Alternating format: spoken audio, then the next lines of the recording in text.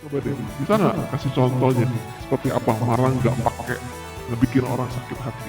Paling nggak suka sama orang kalau kerja lelet, ya kan, kerja nggak kelar-kelar gitu ya, atau memang orang udah dikasih tahu berkali-kali tapi nggak mudeng gitu kan, itu tuh kadang-kadang mancing emosi saya.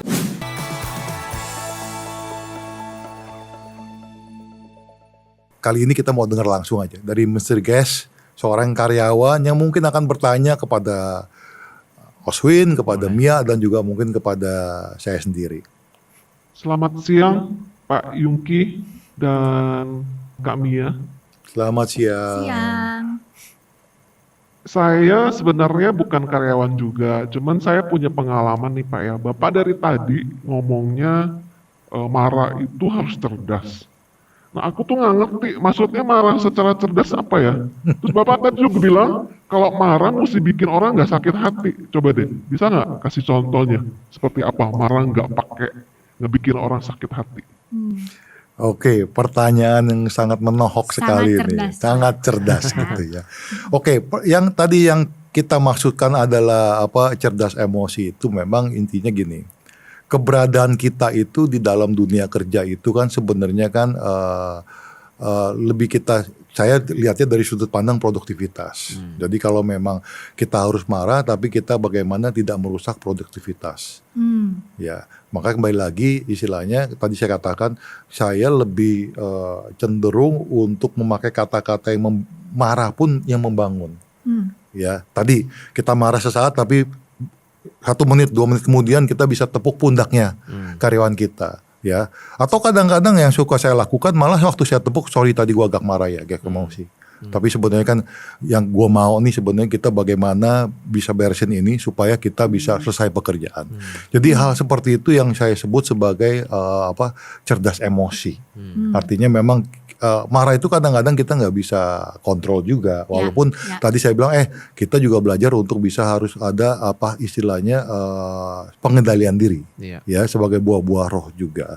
Nah kemudian tadi yang bicara, bagaimana sih kalau marah membangun ya tadi yang saya bilang tadi, ya kadang-kadang habis marah tuh kita juga harus bisa memutar balikan situasi sehingga orang tersebut akhirnya mengerti, ya karena sebagai atasan kalau memang ada bawahan berbuat salah, kemudian kadang-kadang berbuat kesalahan yang sangat bodoh gitu, kita kadang-kadang memang suka marah gitu ya, gitu kan, terpancing sama hal seperti itu. Tapi kembali lagi kan kita juga punya tugas untuk bisa mendidik orang ini supaya, ya it's okay, sorry ya nanti next time you have to do it better, gitu ya. Saya nggak tahu, mungkin Kalau, Mia atau Oswin punya jawaban. Kalau saya boleh nambahin, cerdas emosi itu sebenarnya gini. Kita itu mampu mengenali emosi kita. Itu yang pertama. Betul. Maksudnya gini, dalam arti emosi itu kan macam-macam ya. Perasaan bahagia, kecewa, sedih, marah, itu semua emosi. Dan itu semuanya baik. Bukan berarti yang marah itu negatif. Kadang tadi kita bahas juga bahwa marah itu kadang-kadang diperlukan. Ya kan? Ada orang yang perlu dimarahin dulu baru dia larinya lebih kenceng kan gitu. Perlu disulut dulu. Sulit dulu. Nah, cerdas emosi artinya kita sebagai pribadi mampu mengenali kita ini lagi ngalami apa sih sekarang ini. Kadang kita ngomong saya marah, ternyata sebenarnya kecewa. Ya, kita mesti pintar mengidentifikasi hal-hal yang memicu emosi-emosi yang akan timbul. Nah, ketika kita cerdas tahu tentang emosi pribadi kita juga semakin cerdas mengenali emosi orang lain. Sehingga kita tahu nih, istilahnya bahasa kasihnya, ngomong sama Oswin ini negurnya mesti kayak begini. Karena dia tuh orangnya gak bisa tuh ditegur di depan orang banyak langsung tuh gak bisa. Tiap orang beda-beda ini. Ada kejadian juga misalnya kalau di kantor gitu saya mesti perhatikan gitu, ada yang orang tuh sangat sensitif banget. Ditegur dikit aja langsung nangis. Nah, kadang-kadang kita sebagai atasannya kalau ada bawahan di depan kita tegur terus nangis, kita juga bingung kan. Orang lihat gue lagi kayak lagi ngapain dia gitu. Padahal anak itu kan sensitif juga. Gitu. Tapi ada satu yang tadi Mia bicara yang menurut saya cerdas emosi ini yang cukup menarik gini. Ya. Saya termasuk orang yang tingkat kesabarannya tuh dulu tuh tipis sekali.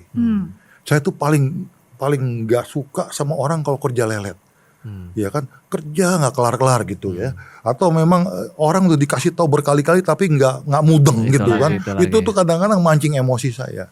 Tapi kembali lagi bahwa yang menarik itu kan dalam buah buah itu ada yang namanya passion, kesabaran.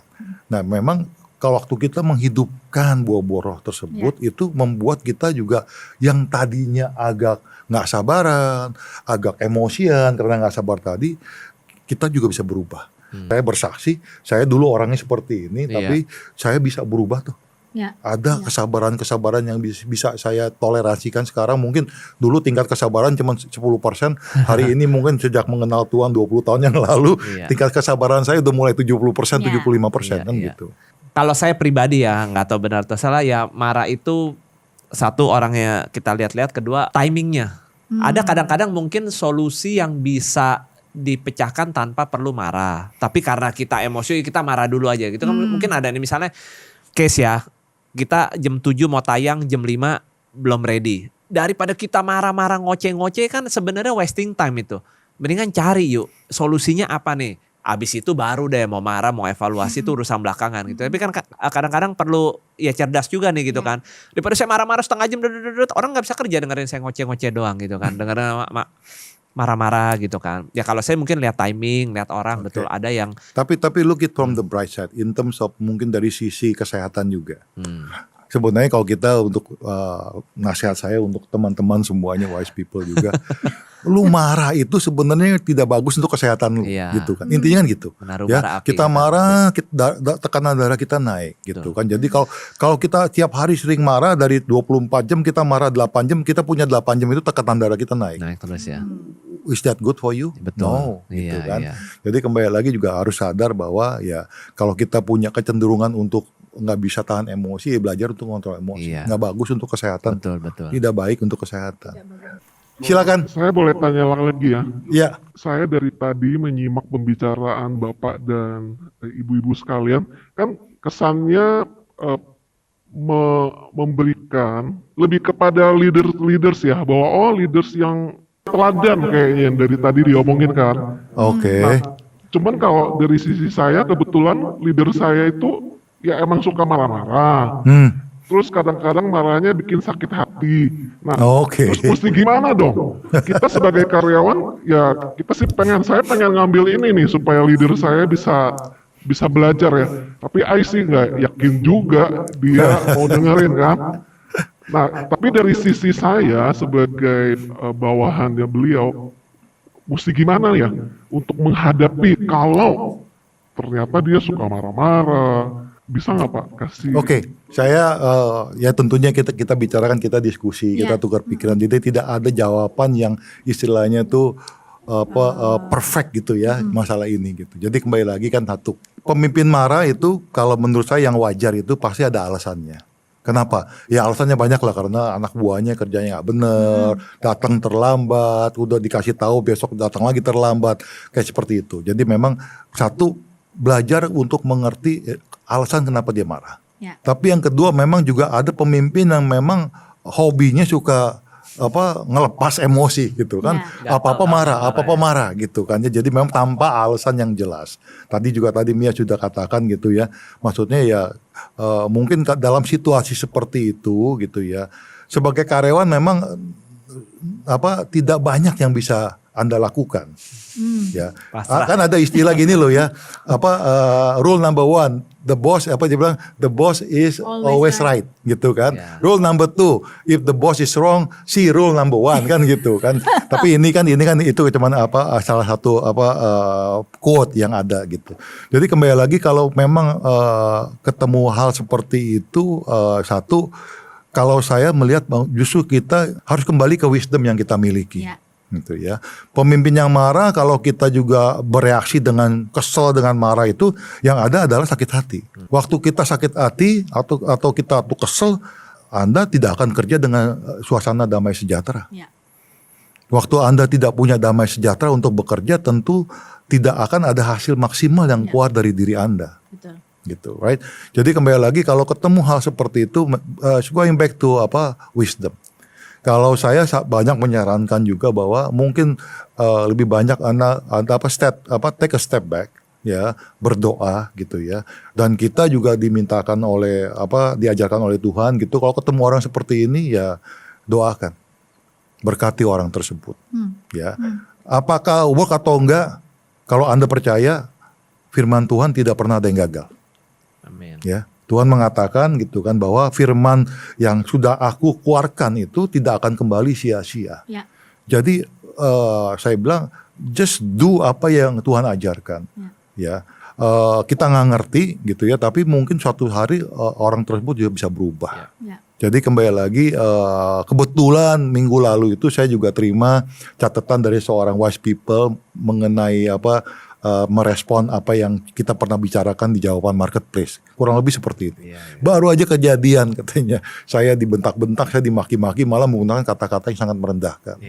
Jadi kembali lagi saran saya memang satu, kita bersabar. Betul. Ya, minta hikmat Tuhan untuk bisa mengajarkan kita untuk melihat situasinya lebih benar lagi gitu. Jadi kita tidak terpancing sama emosi juga. Dan ketiga, minta hikmat Tuhan supaya kita bisa berdoa dan memberkati atasan itu. Ya urusan atasan itu nanti berubah atau enggak, menurut saya itu urusan Tuhan, bukan urusan kita. Ya, betul. Cuman saya mau nanya nih Coach, Ya. jangan-jangan bosnya marah, yang salah siapa nih gitu kan? Tadi saya bilang kan mesti mengerti dulu. Kalau Seorang kita bos yang salah marah ya kita mesti koreksi Iya. kan. Seorang bos marah itu pasti ada alasan. Iya. Kalau yang wajar ya. Iya. Jadi kalau kita tahu kita salah, bos marah ya wajar. Iya. Gitu. Jadi, Bukannya kita marah, kok bos gue marah-marah mulu ya. Mungkin kita yang mesti koreksi kan sebagai betul, karyawan kan. betul. Jadi kembali lagi memang kita sendiri harus memahami situasinya Iya, juga. iya. Ingat Pak, ini ada ayat firman Tuhan. Nah. Yakobus 1 ayat 19. Hai saudara-saudara yang kukasihi, ingatlah hal ini. Setiap orang hendaklah cepat untuk mendengar, tetapi lambat berbicara. untuk berkata-kata Betul. dan juga lambat untuk marah. Ya, Makanya ya. saya tuh mikir kadang gini ya. Makanya Tuhan tuh luar biasa ya. Ciptakan kita dengan 2 telinga, 2 mata, 1 mulut. Tapi kadang-kadang kita yang 1 mulut ini cepet banget ya reaksinya gitu. Padahal firman Tuhan jelas, cepatlah mendengar. Berarti artinya kalau kita lagi mungkin ada konflik gitu ya, Dengar dulu ya. denger dulu aja sih gitu. Jangan mulutnya juga cuma 1 loh gitu kan. Kadang-kadang yang 1 ini, apalagi kalau mulutnya 2 ya, dar gitu ya. Jadi lebih cepat mendengar, itu sih. Wow, seru banget. Obrolan kita hari Thank ini you. benar-benar seru dan saya yakin banyak yang bisa kita belajar dari apa yang Siap. kita bicarakan. Terima kasih. Thank you banget Win. Terima Thank kasih, you Coach. banget. Terima Ya. kasih. Ya, jadi Terima memang kasih. Siap. kita mesti Makasih cari banget. waktu lagi untuk ngobrol ya. Siap. Tapi memang pembicaraan yang kita bicarakan hari ini tuh saya tuh pribadi juga banyak belajar. Saya belajar banyak Ya. banget. Dan Makasih. bagi wise people di rumah yang ingin bertanya, jangan segan-segan untuk kirimkan pertanyaan Anda di YouTube kami dan kita akan selalu berusaha memberikan jawaban atau pencerahan terhadap pertanyaan-pertanyaan yang disampaikan.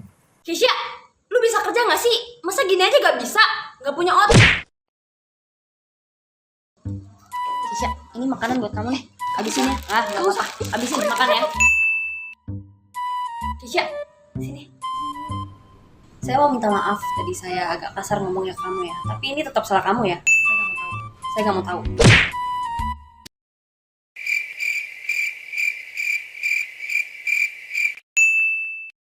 Di Mazmur 149 ayat 4 mengajarkan kita untuk selalu rendah hati. By the way, gimana nih tipe bos kamu? Komen di bawah ya. Jangan lupa saksikan terus jawaban Marketplace.